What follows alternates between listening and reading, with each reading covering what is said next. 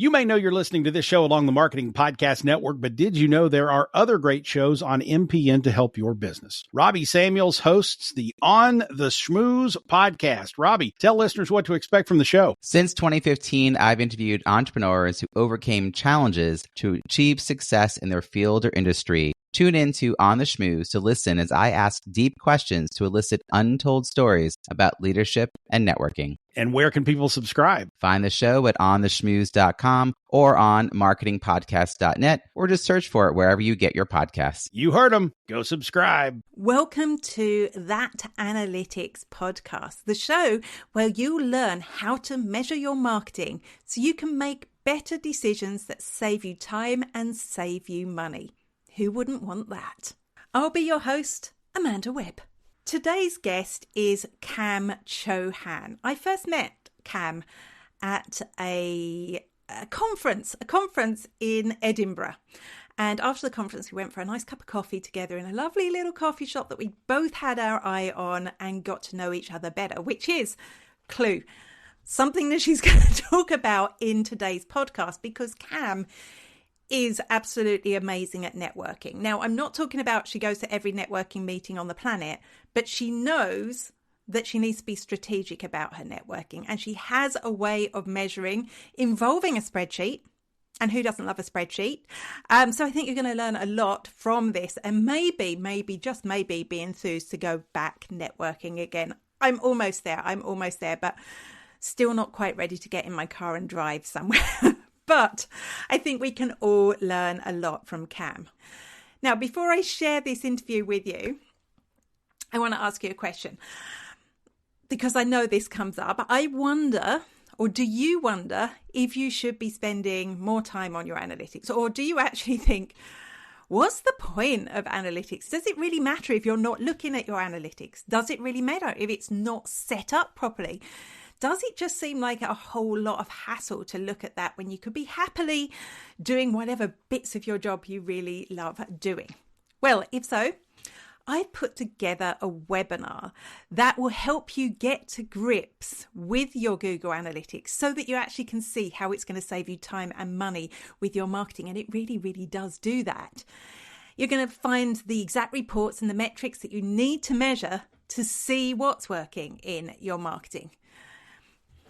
And that means no more avoiding analytics. That means no more staring at that wall of data when you guiltily log in and think, I need to look at this. You're going to understand what's going on. So you can grab your free seat to this webinar now at spiderworking.com/webinar. So that's Spider. Yeah, that scary 8-legged creature working, like doing a job. So a spider doing a job.com/webinar. And now over to the interview with Kam. This week on That Analytics podcast, I'm delighted to bring you Kam Chauhan. Am I saying your name right? I've just felt like I said it wrong.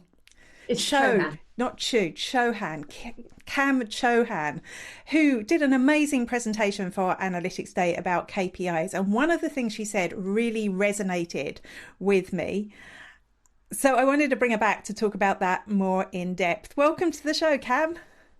Hi, Amanda. Thanks for having me. It's fabulous to have you. And let's start with at the beginning. Tell me a little bit about you and how you got into marketing. So I have got a very strange story. I used to be a primary school teacher, an inclusion manager working with children with special educational needs. And it's quite typical in that I went back after having my son 11 years ago and realizing very quickly that I wasn't in the right place anymore. So I stepped away from working, kept dipping my toes back into teaching, and then very quickly realized that I didn't want to be within that environment. One day I clicked on a Facebook ad, not really understanding how Facebook ads worked, and it followed me around for about a year. And I took it as a sign of, oh, I should go off and do this course that teaches you how to do digital marketing.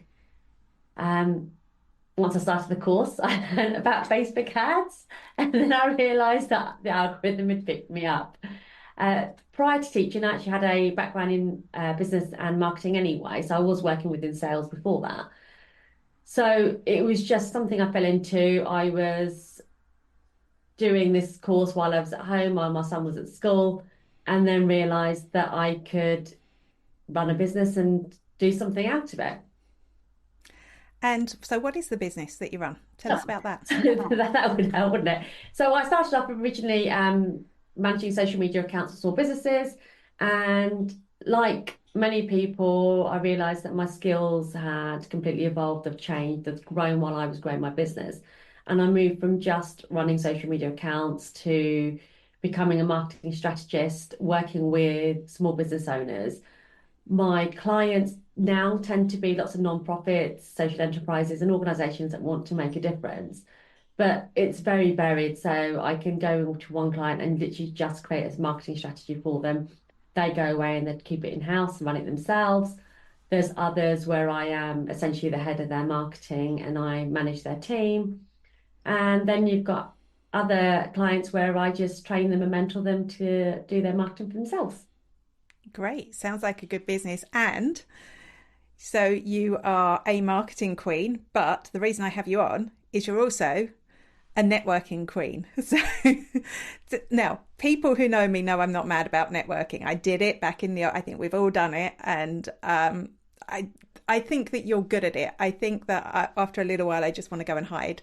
So the weird thing is I'm good at conferences, which is where we met. So there you go. Right. So tell me, and the reason I wanted to have you on is you have a particular way of measuring the success of your networking. So tell me a little bit about that whole piece. So when I started up my business, and you've probably come across this, Amanda, when you first started up, and people listening to this will have heard this, the first thing that people said to me was you need to go network. I had no idea. I've come from an education background. I didn't know what networking was. I didn't understand the point of it. But I knew that I had to go and do this thing. I joined lots of lunchtime women's networking groups. Very quickly, I realised that I didn't enjoy it. I didn't know what I was doing there. I would start off by saying, "Oh, well, I used to be a teacher, and now I do this." And I didn't stop though. I carried on because I knew I had to network. Now, off the back of it, in my early networking days, I secured some clients and I went, "Oh, this is working," but didn't do anything else. I just carried on networking, turning up weekly or monthly to these meetings, standing up, saying my 1 minute thing, which was always the same thing, and hoping that I would get some business.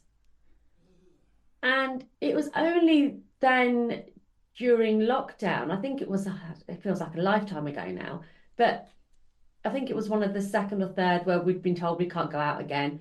And I looked at the networking that I was doing and I realized I made some really good friends from this networking group. It was all virtual. It was great. But when I looked at whether it was bringing in any business, I realized it wasn't. And I'd been a part of this group for a year and a half. And I'd paid out more than actually what I'd made. What I didn't consider at the time was my time. I didn't consider the fact that actually by going to all of these networking meetings, it's taking me away from actually doing the thing that I get paid to do. So it was 18 months of networking, and networking lots of different groups and realizing that actually, no, this isn't working. I'm spending a lot of my time networking. I'm not getting anything back in terms of business. And I realized I needed to find something else. Now, I've got a love-hate relationship with networking. People always tell me they think I'm a brilliant networker, and you've just said it yourself, but I don't think I am, because I still have this, when I walk into a room to network with it, and conferences are networking, that they are a form of networking. Conferences, networking events, all of these things. I still have this fear that builds up and this dread as I'm driving along. But once I step through that door, I remember exactly why I'm there. And I'm able to just get on with it. And it's fun. Once I've started it, it's fun. So in terms of networking, I joined a group, and everyone's got an opinion on this networking group, and I'm sure I you've can probably guess. I'm not going to say who they are, but do they have 3 letters in their name? they do have three Yes. letters, yeah. So I had heard lots of negative things about this organization, and I decided that I was never going to join. I was never going to visit. It just wasn't my thing. And when I started looking at other networking groups away from the ones that I was part of, this same one kept popping up. And it wasn't one particular group, it was just organizations. And I was working with a coach at the time, and the coach talked about building relationships quickly. And that was a good way of doing it because they were meeting weekly. Anyway, I found a group that was very unlike a lot of the others.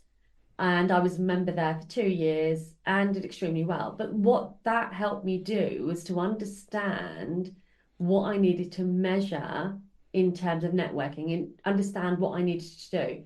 And the reason for that, whether there's a love or a hate of networking or any of those type of groups, what that taught me was that I need to be measuring everything I'm doing with regards to networking to see whether it makes a difference.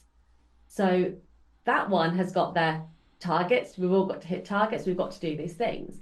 But actually, when we go networking, we should be doing these things naturally. We should be going out there and thinking about the type of people that you want to connect with and people that you can introduce to the other people in the room so that they can grow their business.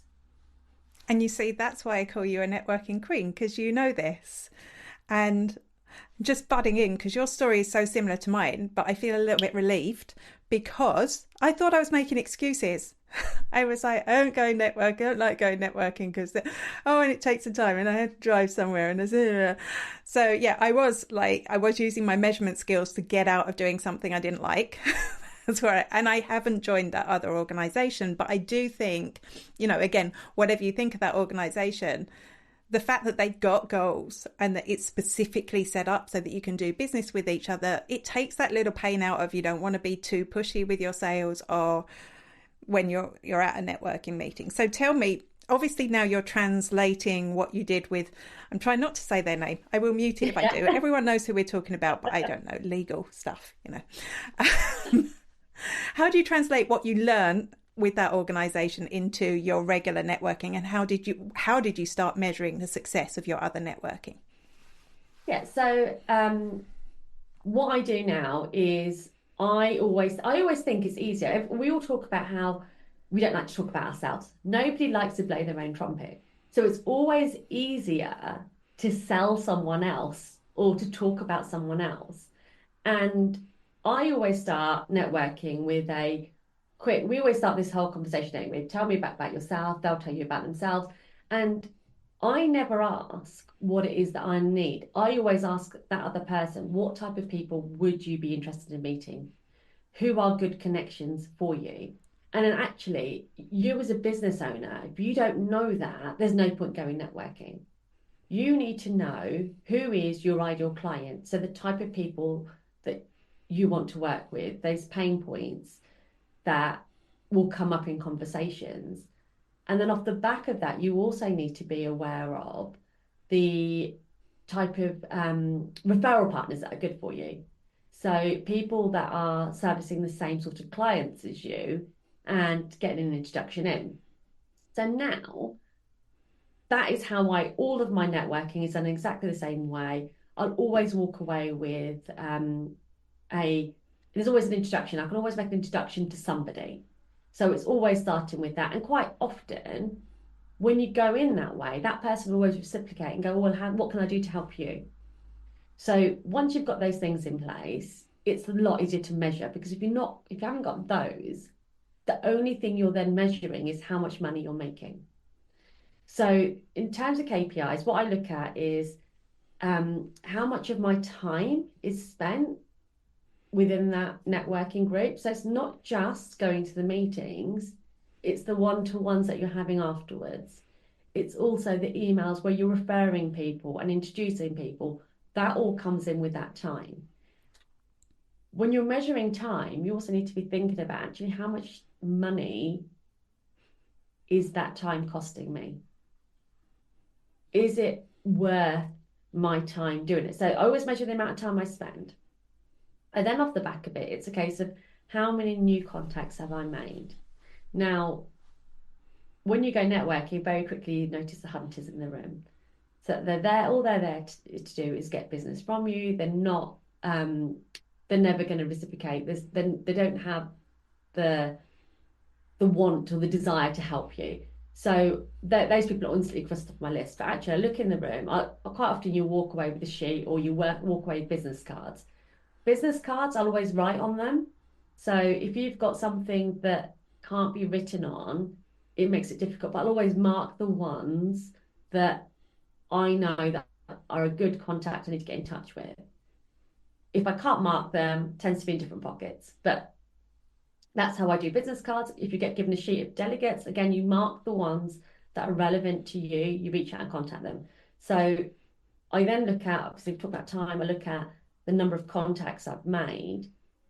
And then I track the two parts. So I track potential referral partners. So people that I know if I build a long-term relationship with, they can refer business to me. And I also track the business that I've got directly from there or just somebody that's referred me. And what I look at is I keep an eye on this. I don't sit there and look at it every week. It's not something that I do, but I do periodically go back. So once a quarter, once a year, without a doubt, before your renewal is up, I'll always go back and check it. But what you've also got to think about is that networking is a long-term game. It's not something where you can go in, get a bit of business and never go back again. It's about building relationships. So you've got to give any networking group at least a year before you can sit there and say, this hasn't worked for me. Okay, that makes total sense. And I had a few questions that I thought of as you were speaking. So firstly, I kind of go, I love that you're bringing marketing in right at the beginning. So before someone even signs up to a networking group, they need to know who it is. And this is, I think it's so hard for some businesses. I mean, I found it hard in the past as well to really identify who your customers are going to be, or at least a ballpark. I get frustrated by really complex avatars, but it's like, have a ballpark idea of who you're going to target before you even go. So that would be one thing. Is there another thing that I should pull out there as well before you've even started networking that you should know? Yeah, I would research people in the room. So, for example, when you tend to go in, and I'll always sit there and say, you don't know who knows somebody in the room. You don't know. But what you do know is if you are going to a networking group that's at lunchtime, that's predominantly filled with, and this is really stereotypical, and I apologize if you're listening to this thinking, what's Kam talking about? But I have been to networking groups where it is just full of really small hobby business owners. Now, the type of business that I run and the type of clients I have, that they don't have, none of those people in the room are ever going to be my clients, which is fine. But in terms of the contacts, it would have taken a long time to build deep enough relationships with these people for them to be able to refer me out. So very quickly, it's a case of, well, no, that's not for me.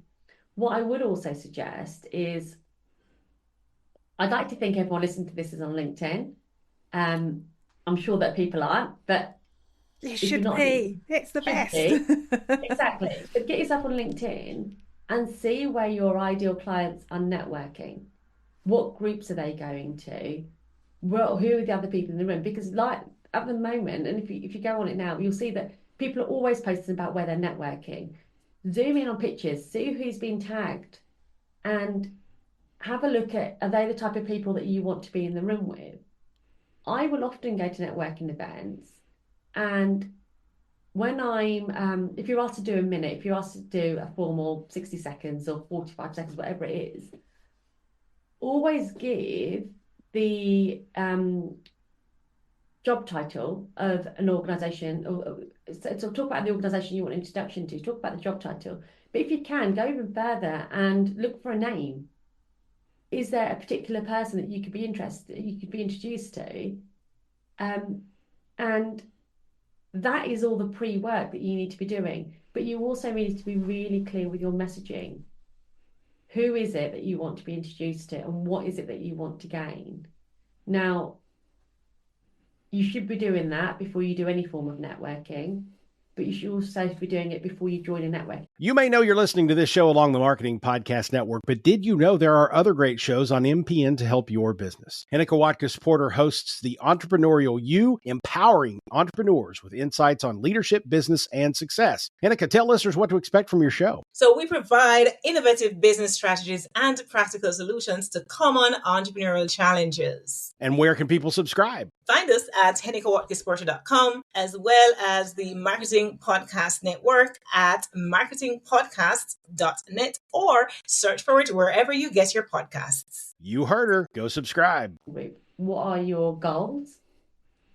And what are your targets? Let's talk about the goals a little bit, because I was going to come into that. So yeah, I want to get to the big where your KPIs land. But firstly, how would I even set, if I've not been networking before, or if I have been networking and not for a very long time?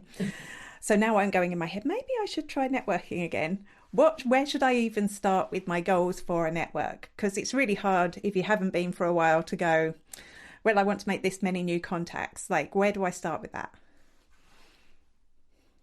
Start small. So the problem with networking is people get overwhelmed really quickly. And it's really easy to go somewhere, get lots of business cards and go, great, I went networking. No. What you should do is, before you'd even consider joining a group, go and visit a group. But before you do that, come away from in your mind and go, okay, I want to meet 3 people. 3 people that would be a good contact for me would be, so for example, with me, a marketer, a good contact for me would be a web design person, someone that does branding, and maybe a photographer. So they are the three people that I would like to meet. Now, most networking groups have those already there. If not, if it's a formal networking group, quite often they'll list all of their members on their website.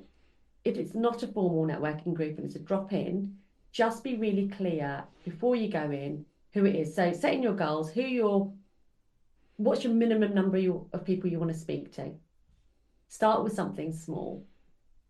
Get yourself a buddy to go with you, so it's always easier. And then you're able to then walk away from that and go, okay, I would like to, I've named the 3 people that I'd want to speak to. When you're networking, once you come back out again, go, right, okay, did I meet those 3 people? Or did I meet one of those? Or were there 2 web design people in the room? Could I speak to both of them? So it's having an idea in your head of what the minimum number of people that you want to speak to is, because it's not just a case of speaking to them in the room.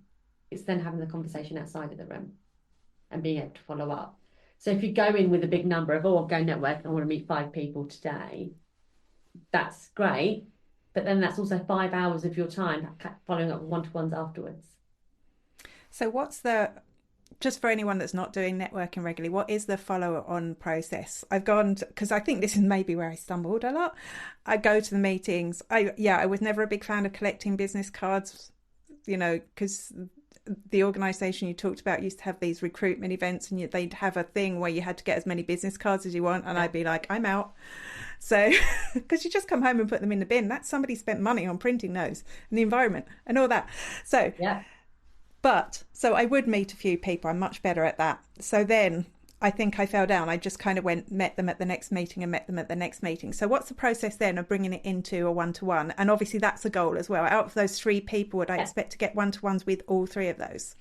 Yes. So I would reach out to them within 24 hours of going. So if you're on the train, send an email while you're on the train. It doesn't need to be long. It literally needs to be a sentence of, great to meet you today. Here's my Calendly. Let's jump on a one-to-one. But you want to get 3 one-to-ones out of it. Now, quite often you'll find that people are busy. Sometimes it doesn't happen. But ideally, what you want to do is have a one-to-one before the next meeting, because it fast tracks your relationship. Because, and I talk about this a lot, and you do, every marketer will say the same thing. It's all about building trust. And the quickest way to build trust is to get to know each other. So if you're only going to meetings once a month and you're only meeting that person once a month, you're not going to be at the forefront of their mind when they're talking to a client or they're talking to someone and they're going, oh, I need that service, because they don't know enough about you. So the follow-up would be follow up, have a one-to-one with them within that first month, and then make sure that it's not just a case of you've written some notes about what they want and that's it. The best way to do it is have a conversation. And during that one-to-one, where I mentioned at the beginning, how can I help you? What is it that you can do? And go away and do it. So I will always sit there. And again, in terms of time and making sure you do it as soon as you get off the call with them or as soon as you've had a meeting with them. Go away and make that introduction.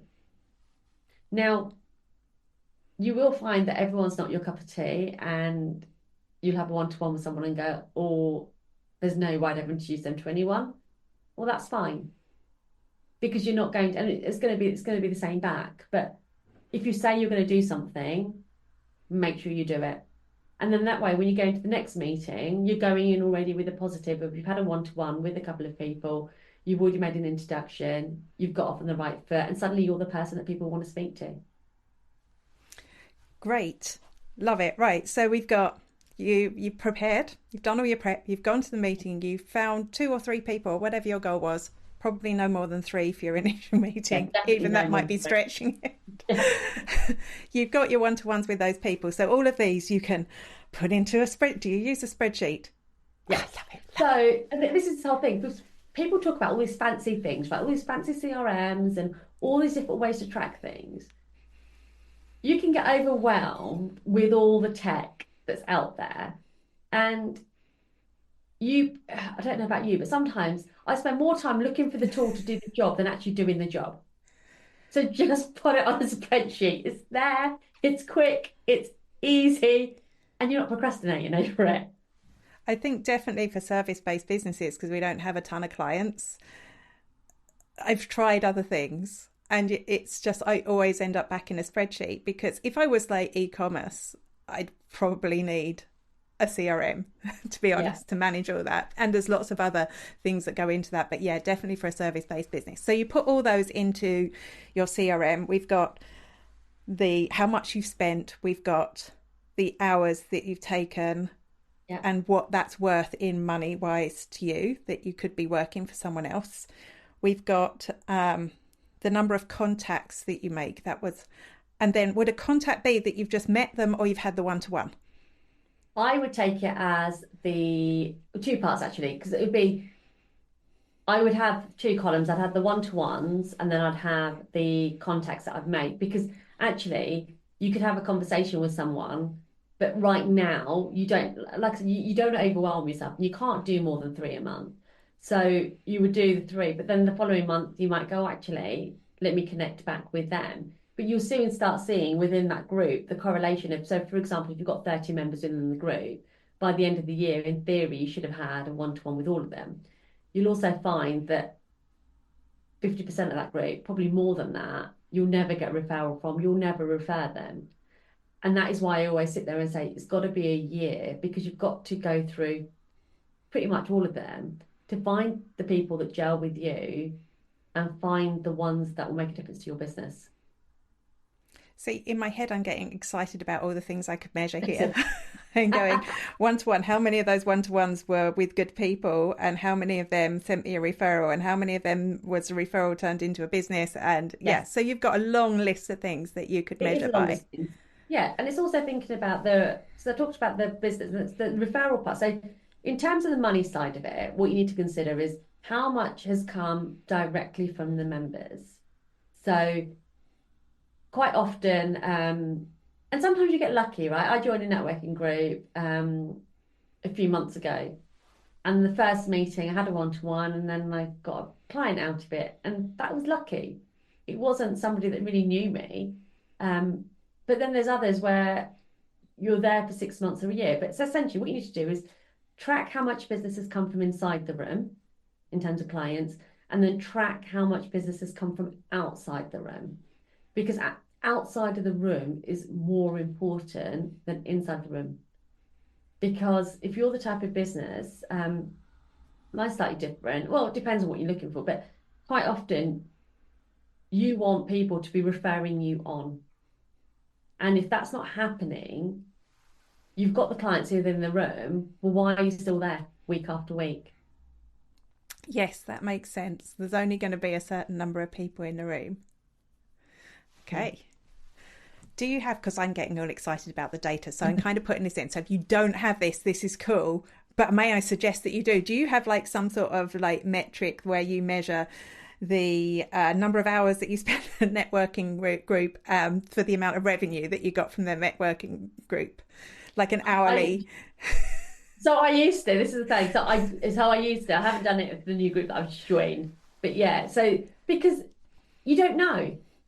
If you don't do it, if you don't work it out, you don't work out what your revenue is, how do you know whether it's working? And this is a complete flip on its head as well. But you've also got to think about when we talked about the goals at the beginning, what is your goals for that? It could be a case of the revenue is not an issue for you. That's not what you're there for.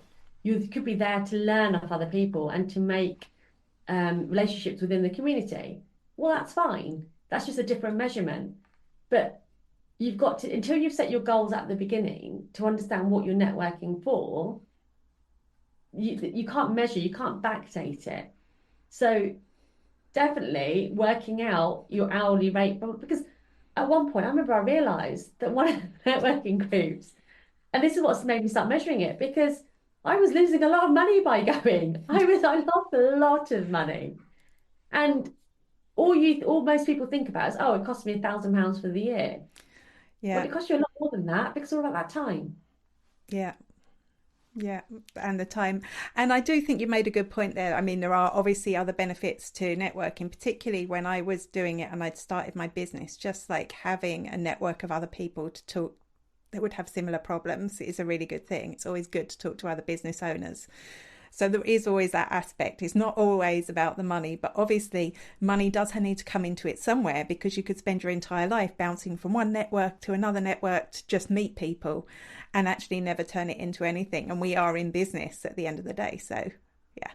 Yeah, definitely. And if you think about conferences as well, because I know that you go to conferences, it's exactly the same thing.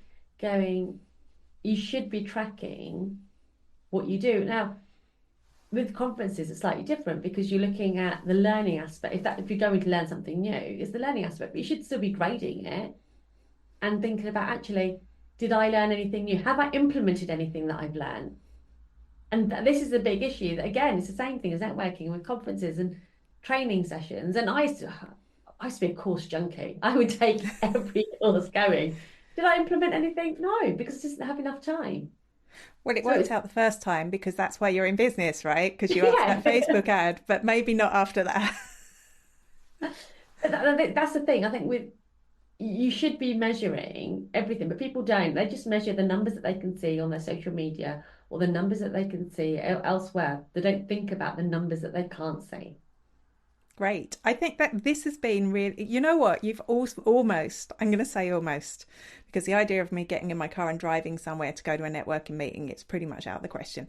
But if I found an online networking group, you've almost inspired me. Yeah, I think I might give it another go. Right, one more question before we get onto the quick fire ones. You briefly talked about business cards.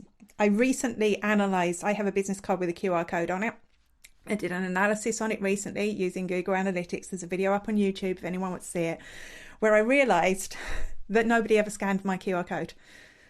Like, out of hundreds of business cards that I've given out, I think there were like four scans ever.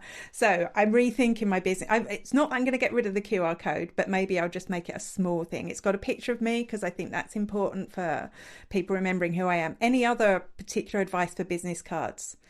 And paper versus digital as well. There's another thing. You said about having space. It is. I'm going to admit this. You're going to laugh. So I've been in business for coming up to 5 years. I've never had a business card until now. So mine are now they're with my designer at the moment because they've just been posted to me. Because I always went with a thing of, well, we're all on LinkedIn. Business cards end up in the bin. And you'll remember me if I'm memorable enough at networking. Now, people don't want to go networking because they have a business card, but that shouldn't put you off. Go, as long as you've got a LinkedIn account, go with it. Now, I've now got business cards because I feel like I need them now. I'm not sure we'll soon find. I'm like, that's another measurement. How many give out as opposed to how much work I get. But even with business cards, you need to think about things, right? So my biggest thing is a touch. You got to think about the feel of it, and it's a whole other ball game. Business cards, there are a place for it. I have a digital one of those things that you tap your phones and you get. But again, something like that, they've got to go looking for you afterwards. So a physical business card, you get home, they'll empty your handbag or your pockets, and that image of you will come out and that will remind them that actually, yeah, I met this person. Yeah. So my new business cards have got my face on them. And I always feel really guilty if I throw in business cards away. So it's got someone's face on it. I think twice, and it sits there for longer as opposed to a business card that, like I said, I tend to mark mine. Otherwise, it tends to go in the bin. But with business cards, don't just offer them out. It's only if somebody asks for them. And the same for you. Ask for them if you want them. Don't ask for them for the sake of it, because it's just a waste. Yeah, and I think you're onto something with LinkedIn, because that's what I tend to do now. As long as people are on LinkedIn, I also have Instagram, but I so rarely use Instagram. It's a bit of a waste to connect with me on Instagram. But yeah, because you've got that function. See, the thing is with those digital business cards, yeah, out of politeness, I'll scan it. I'm never looking. It's like, and I feel it's the same with my QR code, right? That's a lesson I've learned from that. So that's why I've never gone digital. But you can scan your QR code in LinkedIn. Yeah. You can just bring that up and connect with people instantly, and then send them a message instantly to say, you can't do it with your connection requests because you've only got like 5 a month or something. But you can, once you've connected, send them a message, say it was great to meet you just now because then you've always got that memory of where you met them. I think that's very smart. Okay, quick fire question time. I'm grabbing my iPad. People who are watching on YouTube may see that. Right. Data, or data? Data. Thank you. That's what I would expect.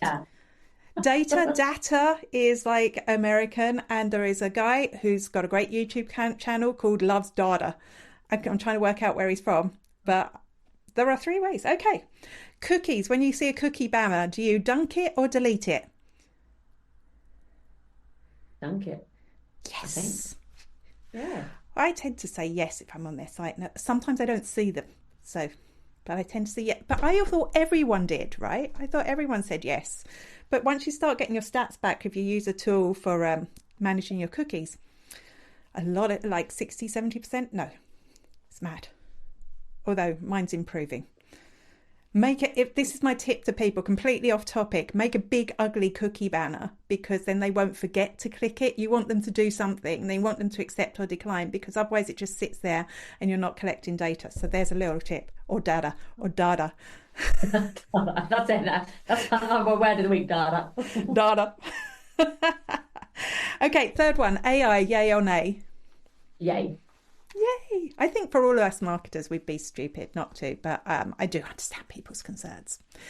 It's been fabulous having you on the show. Tell us where, if we can't meet you in person at a networking meeting, where should we find you online? LinkedIn, Kam Chauhan. You'll find me on there. I am on Instagram, but I'm not as visible as I should be. But LinkedIn is my place at the moment. Great stuff. Yeah, come and find me. Come and text me. Say hi. Say hi. Start networking. Move it on to a one-to-one. You never know. You might do business with each other. Thanks so much for being on the show. It's been fabulous having you, and we'll see you again. But thanks, Amanda. She almost had me there. She almost had me going networking. And maybe that is something. Maybe I just need to be more strategic about my networking when I go to events, because I'm pretty good at chatting to people, but I don't have a strategy behind it. I also need to rethink my business cards. I don't know about you. Have you got one? Do people use them? If you want to find out any of the links or any of the info that Kam shared in today's episode, you can head over to spiderworking.com/ TAP3, TAP3. In the next episode, we're going to meet my Google Analytics hero, Dana DiTomaso. She is absolutely amazing. And we're going to talk about the power of audiences in Google Analytics. Now, these are a really good way for you to better understand your website visitors, but they're also really important if you need to create ads. So make sure you listen out for that one. See you then. This podcast is heard along the Marketing Podcast Network. For more great marketing podcasts, visit marketingpodcasts.net.